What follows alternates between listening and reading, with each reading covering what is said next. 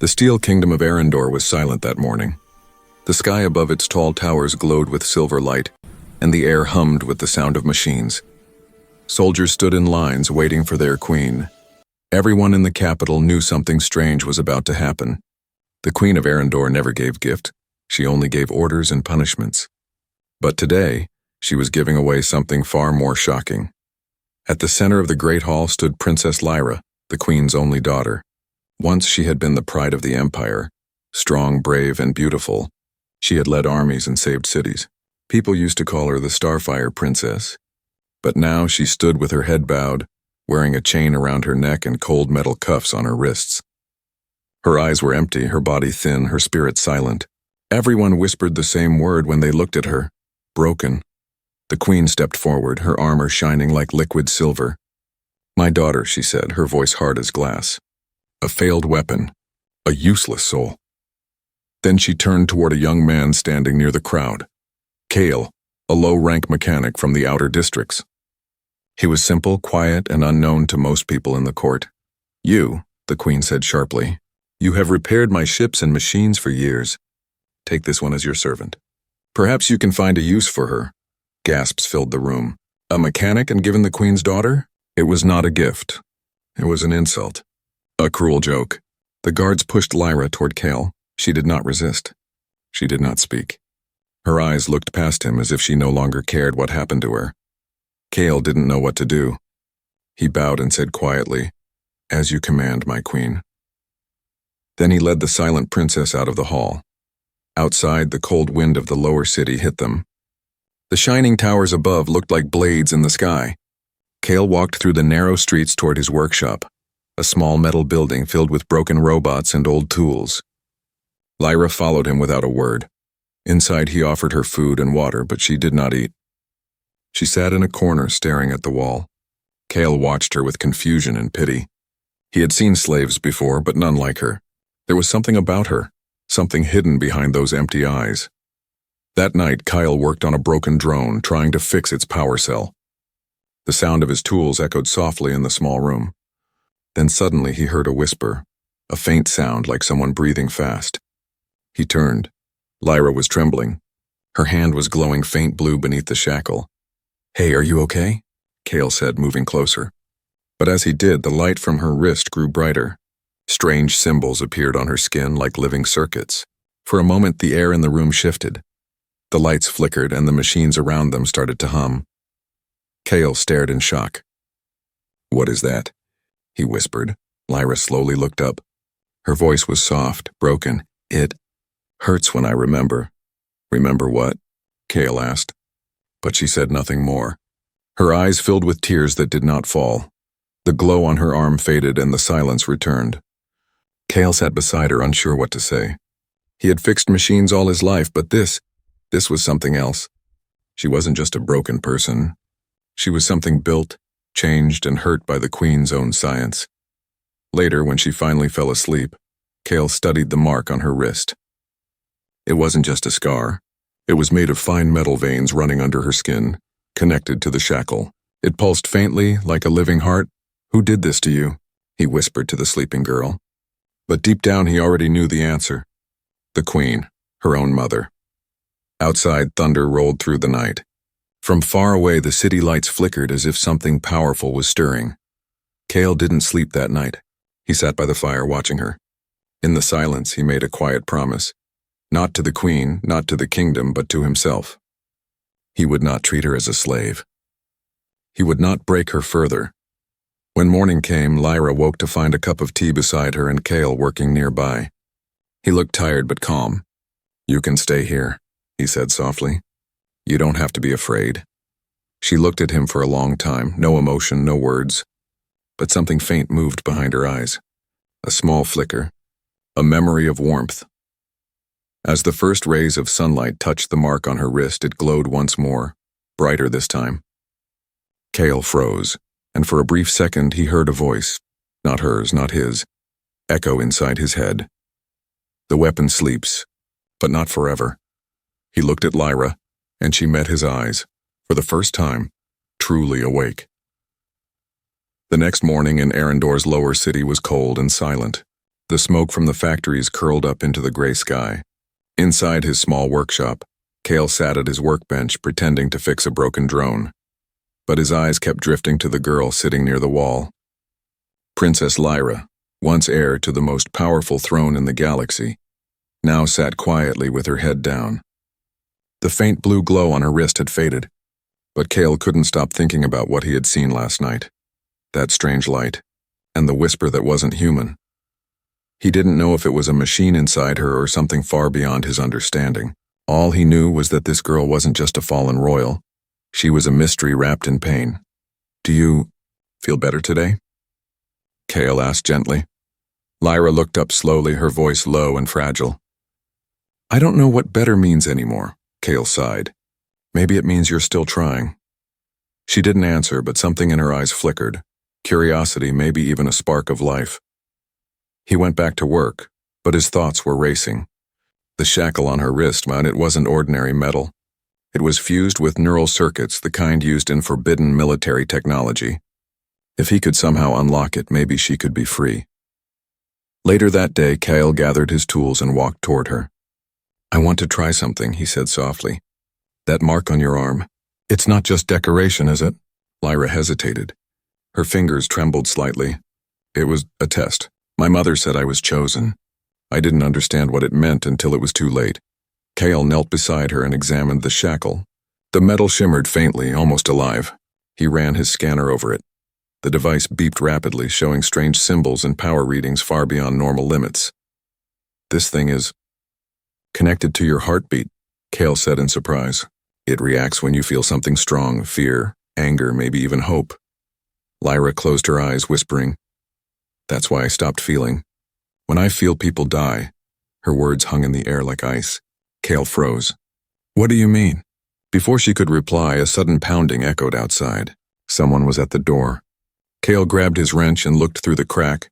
Royal guards in black armor scanning every house. They were searching for someone. He turned to Lyra. "They're looking for you. Stay quiet." But the glow on her wrist began again, faint at first, then brighter. The machines around them started to buzz. Cale's drones lifted off the ground without power. Tools rattled on the table. "Lyra, stop!" he whispered urgently. "They'll detect the energy." She pressed her wrist against her chest, trying to control it. "I can't." The door burst open. 3 guards stormed in, weapons raised. "By order of the Queen, surrender the fugitive." Cale stepped forward, blocking their path. "She's just a girl. Leave her alone." The first guard hit him across the face with his rifle. Cale fell, bleeding. The guards moved toward Lyra, and that's when the mark on her wrist exploded with light. A pulse of blue energy spread through the room. The walls shook, machines screamed, and the guards were thrown back like rag dolls. Their armor sparked, systems fried, and then silence. Smoke filled the air. Cale coughed and looked around in shock. The guards were unconscious. Every light in the workshop flickered weakly.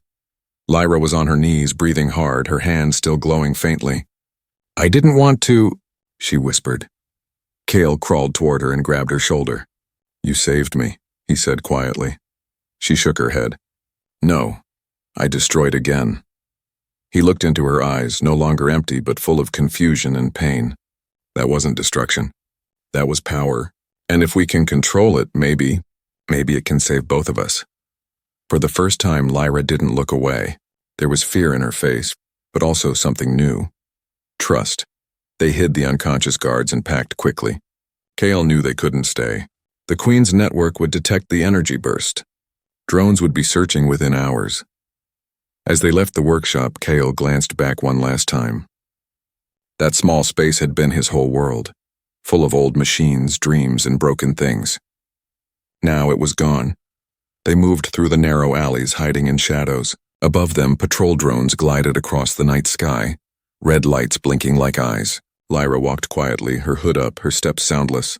"Where are we going?" she asked softly. "To someone who might help us," Cale said. "An old friend. He used to work in the Queen's science unit. Maybe he knows what that thing on your arm really is." Lyra nodded silently. Hours later, they reached the edge of the city. Beyond the iron walls stretched the dark wastelands, broken lands full of old war machines and forgotten ruins. Cale stopped for a moment, catching his breath. The city lights glowed behind them, distant and cold. If we cross this border, he said, we can't go back. Lyra looked at the horizon. Good, she said softly. There's nothing left to go back to. As they stepped into the wasteland, a drone far above them locked onto their trail. Its red light blinked 3 times, and a message was sent directly to the royal palace. Inside her throne room, the queen looked at the signal and smiled coldly. So, she whispered, the broken one still breathes. The wasteland stretched far and silent under a red sky. Rusted towers lay broken in the sand, the bones of old machines buried deep beneath the dust. Kale and Lyra walked quietly, their footsteps soft against the cracked earth. The city of Arendor was now only a faint glow behind them, a cage they had finally escaped.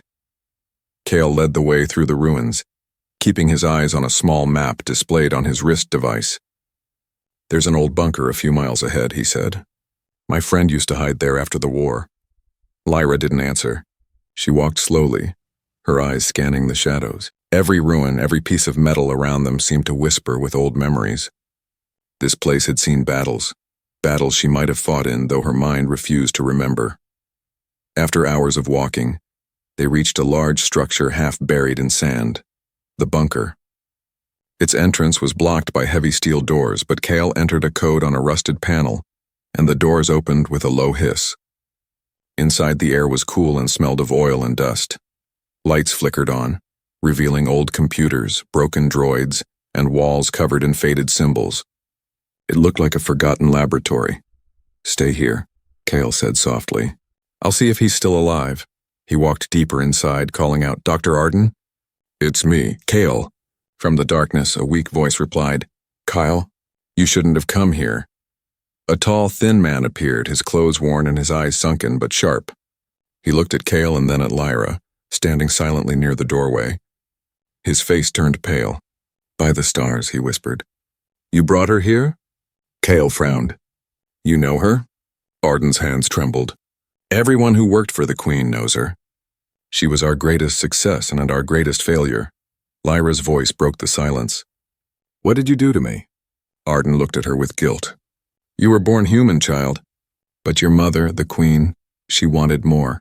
She wanted a perfect weapon, one that could control energy, machines, even minds. You were the first to survive the experiments. The mark on your wrist isn't decoration. It's the core of the Starfire project. Lyra's heart pounded. The name sounded familiar, like a ghost from her dreams. I remember flashes, she whispered. Fire, screams. A girl who couldn't stop the light? Arden nodded sadly. That girl was you. You lost control during the final test. Half the research base was destroyed. The Queen told the world you had died, but she couldn't kill you. Instead, she erased your memories and locked your power away, hoping to use you again someday. Kyle felt anger rise inside him. She turned her own daughter into a weapon. Yes, Arden said quietly. And now she wants her creation back. Before Kale could respond, a sudden noise echoed through the bunker, the sound of engines above. A deep hum shook the walls. Kale rushed to the monitor. No, he whispered, drones. They found us. Arden moved quickly to a control panel. There's a back exit. Go now, I'll slow them down. But Lyra stepped forward. No more running. Her voice was calm but strong. The blue mark on her wrist began to glow again, brighter than before. The machines in the room trembled. Broken drones lifted from the ground, their eyes flickering back to life. But now they moved under her control. Kale stared in shock. Lyra, what are you doing? Taking back what they tried to steal, she said softly. Outside, a squad of royal drones descended, scanning the ruins. The ground shook as energy blast hit the sand. Kale grabbed her arm. You'll kill yourself if you use too much. She looked at him, her eyes shining. Then help me control it. He took her hand, feeling the vibration of power flow between them. His engineer's instincts kicked in. He adjusted the frequency on his wrist device, syncing it to her pulse. Slowly, the wild light around her steadied. The machines she controlled moved with precision, forming a barrier of metal and light. Arden watched with awe. She's not a weapon anymore, he whispered. She's learning to master it. The drones outside fired again, but their shots bounced off the glowing shield Lyra created. The sky flashed blue, and one by one, the enemy drones fell lifeless to the ground. When it was over, the desert was silent once more. Lyra collapsed to her knees, exhausted. Kale caught her before she fell. "You did it," he said softly. "You controlled it." She looked at him weakly. "For now." Arden approached, fear and hope in his eyes. "The Queen won't stop, Kale. You both need to leave this planet. There's a ship under this base. Take it and run before her armies arrive." Kyle nodded, helping Lyra to her feet. As they walked toward the underground hangar, Lyra turned to the old scientist. "Why did you help us?" Arden smiled sadly. "Because once I helped create a monster. Now I want to help create something better, freedom." They entered the hidden chamber. A small starship rested inside, covered in dust but ready to fly. Kyle started the engines while Lyra looked up at the cracked ceiling, where faint light poured in. For the first time in years, she felt something new. Not fear, not pain, but purpose. The echoes of her past were still inside her, but now they guided her forward. As the ship rose into the night sky, far below, Dr. Arden watched the dust swirl around him. He smiled faintly before the bunker doors burst open, and the Queen's elite soldiers stepped inside. Above the clouds, Kale and Lyra escaped into the dark stars. But deep in the palace, the Queen's voice echoed cold and sharp. "Let her run. The farther she flies, the stronger she becomes. And when she returns, she will destroy everything she loves." The ship drifted silently through the black sky, leaving the broken planet of Arendor behind. Inside the small cabin, the lights flickered softly, and the sound of the engines filled the air like a heartbeat. Kyle sat at the controls, tired but focused, while Lyra lay on a narrow seat behind him, eyes half closed, her hands trembling faintly. She had used her power again, and each time she did, it drained her like fire eating through ice. Kale kept glancing at her, worried.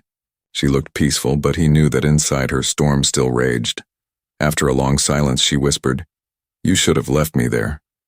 Kyle turned from the controls. "And let the Queen take you again?" "Not a chance." Lyra opened her eyes. There was pain in them, but also confusion. "I don't even know who I am anymore. A princess, a weapon, a curse?" Kale looked at her for a moment, then said softly, "You're someone who still has a choice. That's more than most." His words settled between them like quiet truth. The ship entered the shadow of a massive asteroid, and Kale guided it down into a hidden outpost, an abandoned rebel station from the old wars. It was dark and cold but safe. They landed, and Kale began searching through the control rooms for supplies. Lyra followed him slowly. The walls were covered in old posters, torn flags, and broken screens. Everything here smelled like dust and memory.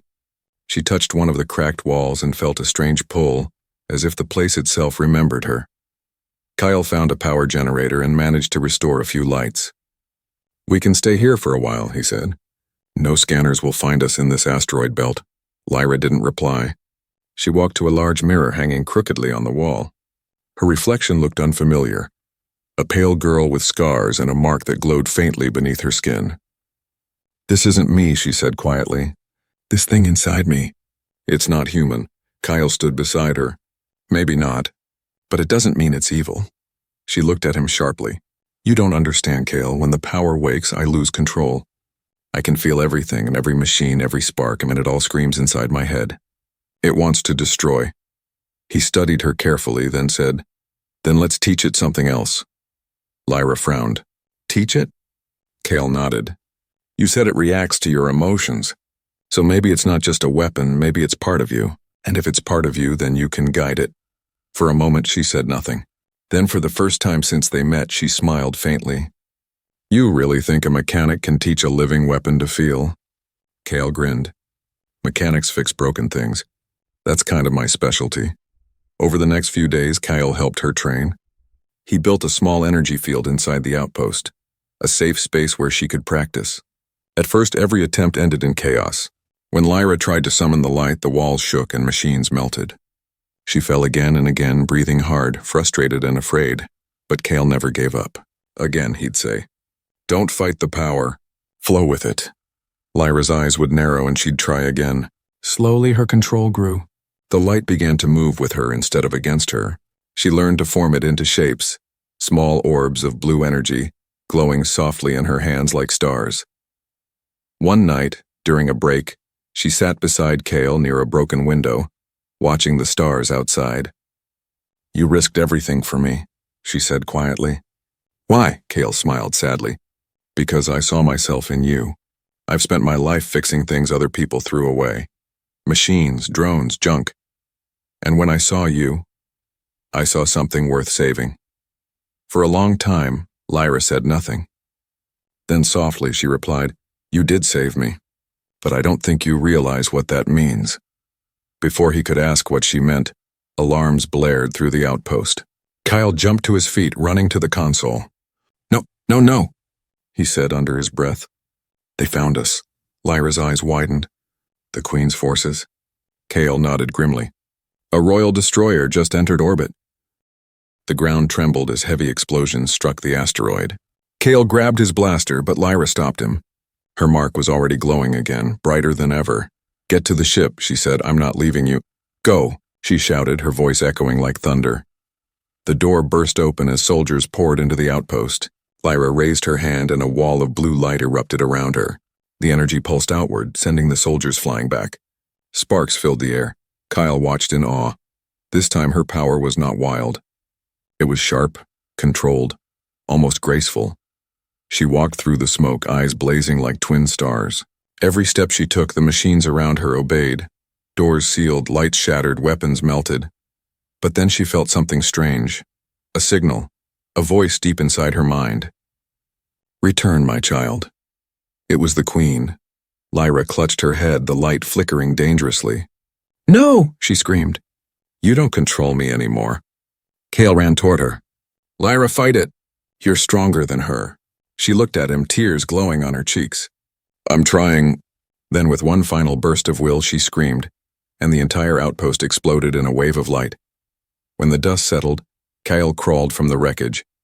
The destroyer above had been disabled. The sky was quiet, and in the center of the ruin Lyra stood, alive, glowing faintly, her chains completely gone. Kale looked at her with awe. You did it, he whispered. Lyra took a shaky breath. No, she said softly. We did it. The fighter inside me is finally awake. Far away in her palace, the Queen felt the shockwave and smiled. Good, she said darkly. Now the game truly begins.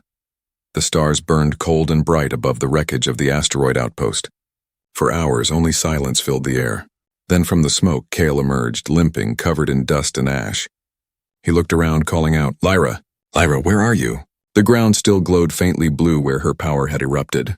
He followed the trail, heart pounding until he saw her standing alone on the edge of the crater, her hair blowing softly in the wind, her skin pale and the mark on her wrist shining faint like dying fire. She turned when she heard him. You came back. I said I wouldn't leave you, Kyle replied, breathing hard. You really thought I'd break my word now? Lyra's lips curved into the faintest smile. Tired, fragile, but real. Then you're more foolish than I thought.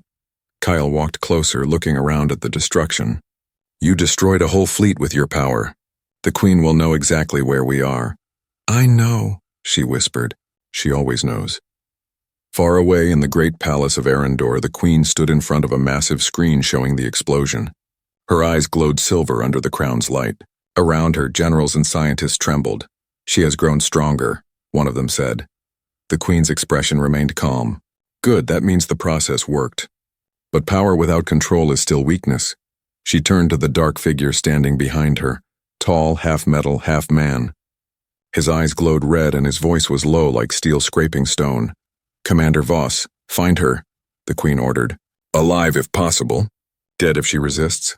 Voss bowed slightly. As you command, my Queen. Then he vanished into the shadows. Back on the asteroid, Kale and Lyra worked to repair their ship. The engines were half burned, the controls damaged. Kale's hands were shaking from exhaustion, but he kept working. Lyra sat beside him, watching silently. Why do you keep fixing things that are already broken? She asked softly. He looked at her. Because sometimes broken things just need someone who doesn't give up on them.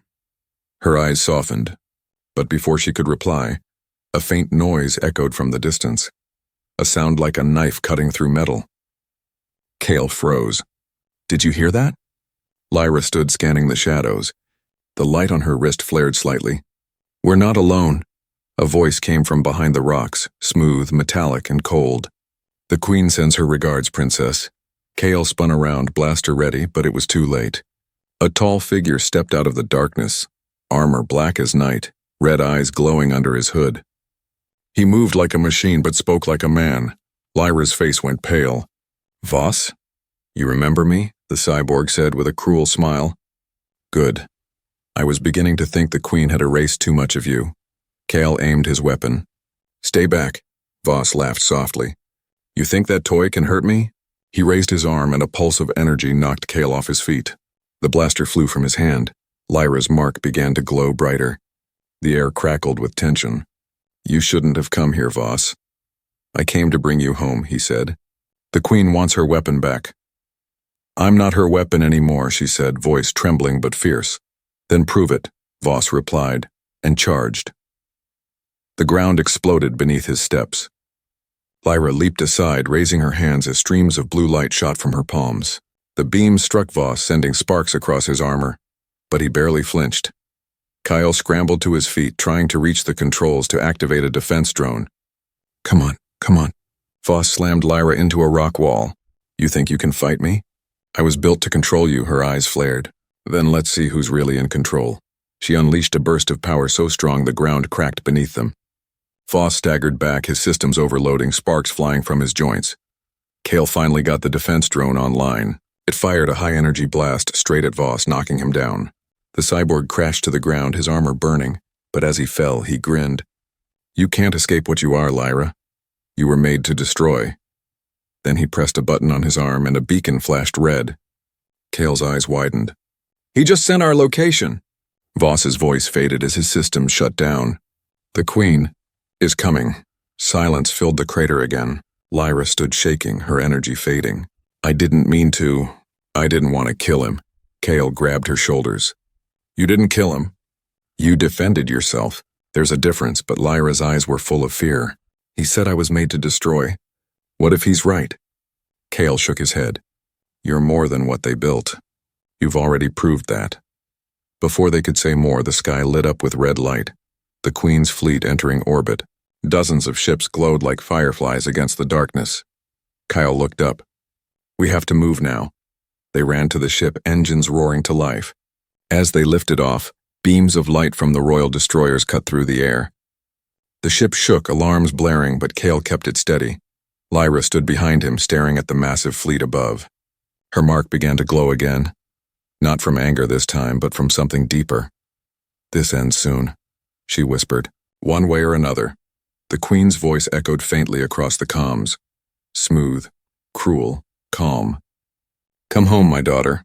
The galaxy is waiting for your fire. Lyra closed her eyes. I'm coming, Mother. But not the way you think. The ship vanished into hyperspace, leaving behind the broken world and the dying cyborg. And in the cold of space, a new fire was beginning to burn, not of destruction, but of rebellion.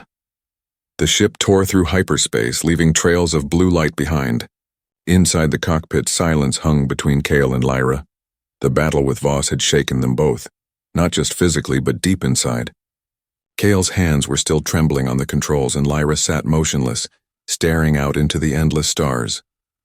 Where are we going now? Kale finally asked, breaking the silence. Lyra's voice was calm but heavy.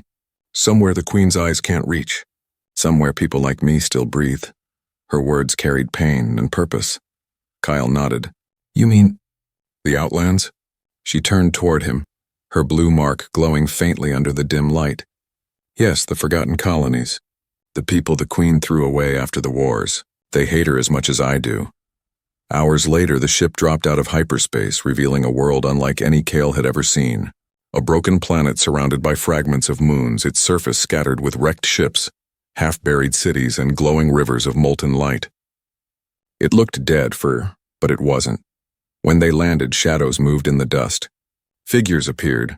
Survivors, scavengers, rebels.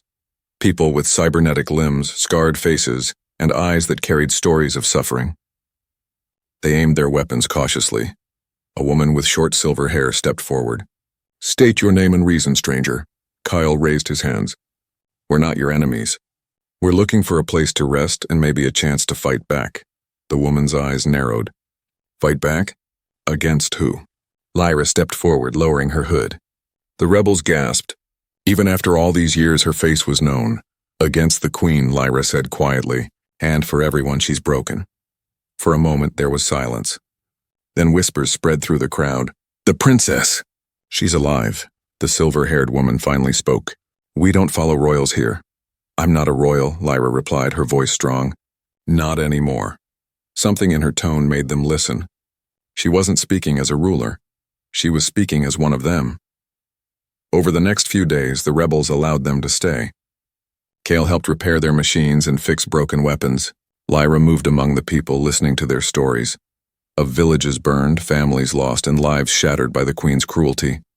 Every story lit a spark inside her. For the first time, she didn't feel like a prisoner of her power. She felt like it had a purpose. One night, sitting around a fire, Lyra stood and faced the crowd. "All of you were left behind. Cast aside, forgotten I was too. My mother made me a weapon, but I choose to be something else, your ally." A murmur ran through the camp. Kale looked at her proudly. "You're not just surviving anymore," he said. "You're leading." Lyra's eyes glowed faintly. "No, I'm fighting for those who can't." The next morning, she began training them, teaching them how to use the old war drones left behind in the wastelands. Under her control, the machines responded, forming shields and firing patterns. The rebels watched in awe as she moved with the power that once destroyed worlds, now turned to protect them. Kyle upgraded the weapons and built new armor for the fighters. For the first time in years, the Outlands came alive with hope. But far across the stars, in the Queen's palace, a messenger kneeled before the throne. "My Queen, we've detected movement in the wastelands. Your daughter, she's gathering the broken." The Queen smiled coldly. "Then let her gather them. I will crush them all at once." She turned to her generals. "Prepare the fleet. The end begins now." Back in the Outlands, Kale was working on an old signal tower when Lyra approached him. "They'll come soon," she said quietly. "The Queen won't ignore this." Kale wiped the sweat from his face. "Then we'll be ready." As if on cue, a deep rumble shook the ground. They looked up. Streaks of red light filled the sky. The Queen's ships had arrived. The rebels ran to their stations, loading weapons and activating defenses. The night turned into chaos as explosions lit the horizon. Kale shouted, "Get to cover!" But Lyra didn't move. She stood in the open, her hair whipping in the wind, eyes blazing. The mark on her wrist flared to life, brighter than ever. The machines around her began to rise, drones, turrets, even broken ships, all obeying her silent command. "Everyone, behind me!" she shouted. The rebels gathered close, trusting her completely. The Queen's ships descended, firing beams of plasma. But Lyra raised her hand, and a shimmering blue barrier formed above the rebels, blocking the attack. The ground trembled. Kyle stared in awe. "She's doing it. She's protecting all of them." Lyra focused, her power roaring like thunder. Every ounce of energy in her body flowed into the shield, and then she turned it outward. The barrier shattered into a storm of light that slammed into the enemy fleet.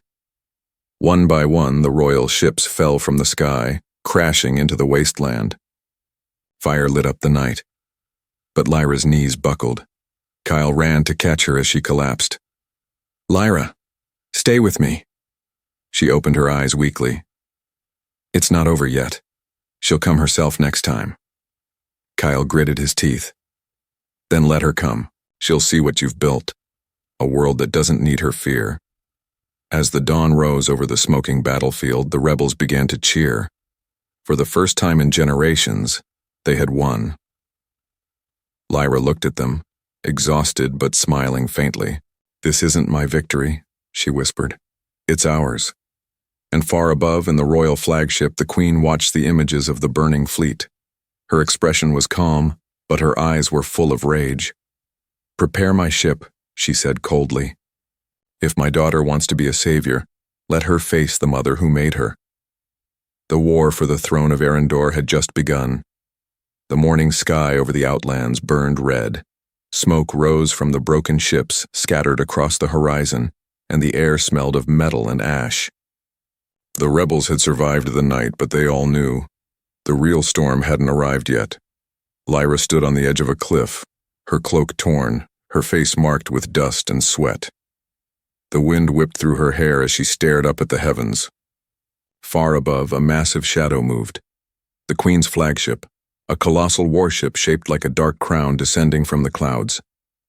Behind her, Cale climbed up the rocks, his tools still hanging from his belt. "She's here," he said quietly. Lyra nodded. She was always coming. The rebels were preparing for the final stand. They loaded the remaining cannons, powered the damaged drones, and gathered around Lyra. She looked at them, broken soldiers, outcasts, scavengers, yet now they stood like an army. Her army. Cale looked at her with worry. "You don't have to face her alone." Lyra's eyes softened. "Yes, I do. She didn't make war with the world, Cale. She made war with me." He shook his head. "You're not her weapon anymore. You don't owe her that fight." She gave him a faint smile. "I'm not fighting because I owe her. I'm fighting because I finally know who I am." Above them, the Queen's ship opened like a black flower, and beams of light struck the ground. Out of the burning dust, the Queen stepped down, tall, regal, and terrifying in her silver armor. Her eyes glowed with the same blue fire that burned inside Lyra. "So," the Queen said softly, her voice echoing across the plain. "My daughter has learned to crawl out of the dirt." Lyra stood tall, her voice steady. "Your daughter died when you made her a weapon. I'm something else now." The Queen smiled coldly. "A rebel pretending to be a savior. You think these people care for you? You think freedom will make them love you?" She stepped closer. "Power is the only truth, child. You have it because I gave it to you." Lyra's mark began to glow, but this time not from anger. It pulsed calmly, rhythmically, like a heartbeat. "You gave me power," she said, "but you couldn't control what it became." The Queen's expression hardened. "Then I will end what I created." With a wave of her hand, the ground erupted. Drones and soldiers emerged, surrounding the rebels. The battle began in an instant. Explosions, shouting, chaos. Kyle led the defense, shouting orders as the rebels fought back. Lyra and the Queen faced each other in the center of the storm. Energy crackled between them, two forces colliding like light and shadow. The Queen raised her hands, and blue fire exploded outward. Lyra blocked it, forming a glowing shield of pure energy. The force of the impact shattered the ground beneath their feet. "You can't win against me," the Queen said, her voice like thunder. "Your power is mine." Lyra's eyes flashed. "Then watch what your power can do when it's free." She thrust her hands forward, sending a beam of light through the air. The Queen countered with her own, and the two energies met in a massive explosion that lit the entire sky. Kyle shielded his eyes as the ground quaked. The soldiers stopped, fighting for a moment, frozen by the sight. Mother and daughter, gods of light and fury, locked in battle. The Queen's voice rang out over the roar. "You can destroy me, but you will become me. It's the only way." Lyra screamed back, her voice breaking with emotion. "No, I choose something you never understood. Mercy." Her power surged, not with rage but with clarity, compassion, love. The energy around her changed color, turning from cold blue to warm gold. The Queen's attacks faltered. Her armor cracked, and the light in her eyes dimmed. The energy blast faded. The Queen fell to her knees, breathing heavily. Lyra walked toward her slowly, her hands trembling but calm. Cale and the rebels watched in silence. The Queen looked up, her face no longer proud and just tired. "You could kill me," she whispered. "End it now." Lyra knelt beside her. "That's what you would do. But I'm not you." For a long moment, the Queen stared at her, and in her eyes for the first time there was something human. Regret. Lyra stood and turned away. "You taught me strength through pain. Now I'll teach you strength through mercy." The Queen closed her eyes, whispering, "Then perhaps I failed well." As she collapsed, the sky above began to clear. The storm clouds faded, and the first light of dawn broke through. The battlefield grew silent. The rebels looked around, realizing it was over. The Queen's armies stopped fighting, their command systems dead. Kale walked toward Lyra, his face filled with disbelief. "You did it." She smiled faintly, tears glimmering in her eyes. "No, we did it." He took her hand gently. The mark on her wrist was fading, the blue light dimming to nothing. "The power's gone," Kale said softly. She nodded. "Good. I don't need it anymore." Together they walked back to the rebels. People were cheering now, their voices echoing across the wasteland. Above them, the Queen's warship burned quietly in the morning light, drifting like a dying star. Lyra looked up at it and whispered, "The chains are broken, for all of us." Kale smiled at her. "So what now?" She looked at the sunrise. "Now we rebuild. A world not ruled by fear, but by hope." As the golden light spread across the ruins, the people of Arendor raised their heads to a new dawn, not ruled by a queen, but led by the girl who had once been called Broken. Narrator's voice, for YouTube ending. She was born as a weapon, raised as a slave, and feared as a curse. But in the end, she became what no one expected, a symbol of freedom. He freed the fighter inside her, and together they freed the world. Oh.